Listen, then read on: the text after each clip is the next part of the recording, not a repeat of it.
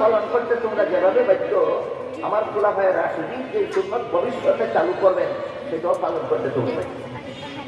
সেই অনুপাতে জুমার দিকে খুতবার আগে যে আজান দেওয়া হয়, এই আজান রাসূলের চালু করা সুন্নত। আরো আগে মিনারায় যে আজান দেওয়া হয়, এটা রাসূলের চালু করা সুন্নত নয়, এটা উসমান রাদিয়াল্লাহু আনহু চালু করা সুন্নত। আমার কথা বুঝে থাকতে বলুন, খুতবার আগে সুন্নত কার? রাসূলের। আর এর আগের মিনারায় দেওয়া আজান কার সুন্নত? উসমান রাদিয়াল্লাহু আনহু চালু করা। আর রাসূল কি বলেছেন? আমার চালু করা সুন্নত পালন করতে তোমরা যেভাবে বাধ্য, আমার খোলাফায়ে রাশিদিনের সুন্নত পালন করতে তোমরা তেমনিভাবে বাধ্য। ঠিক তেমনি ভাবে রাসূল করিম সাল্লাল্লাহু আলাইহি ওয়াসাল্লাম রমজান মাসের প্রতিদিন রাতের বেলায় মসজিদে গিয়ে তারাবির নামাজ জমাতে পড়ার সুন্নত চালু করেননি। মাত্র 3 দিন রাসূল মসজিদে গিয়ে জমাতে তারাবি করেছেন। কতদিন? 3 দিন। এরপরে রাসূল আর মসজিদে তারাবির নামাজ জমাতে পড়তে যান। রাসূলের এই আমলের অনুসরণ করেছেন রাসূলের প্রথম খলিফা হযরত আবু বকর সিদ্দিক রাদিয়াল্লাহু আনহু। আবু বকর সিদ্দিক রাদিয়াল্লাহু আনহুর ইন্তেকালের পর রাসূলের দ্বিতীয় খলিফা উমর যখন খলিফা নিযুক্ত হলেন, তখন আরেকটা নতুন সুন্নাত চালু করলেন।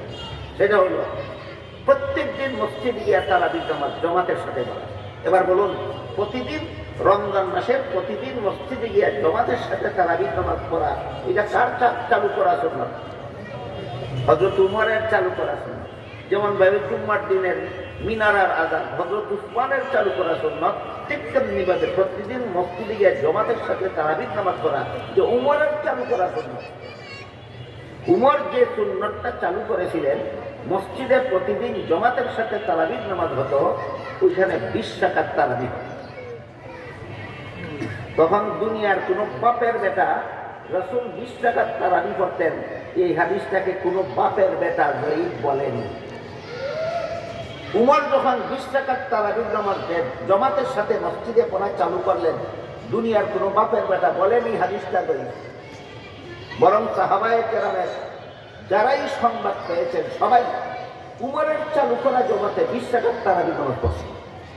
সুতরাং 20 রাকাত তারাবির নামাজ রাসূল পড়েছেন, 20 রাকাত তারাবির নামাজ খোলাফায়ে রাশিদিন পড়েছেন, 20 রাকাত তারাবির নামাজ সাহাবায়ে কেরামের জামাত করেছেন। এরপরে যদি কেউ বলে হাদিসটা জয়ীফ, তাহলে এর মুখের এই কথা আর সাগরের পানির মধ্যে মরা গাদা পড়ে যাওয়ার সমান।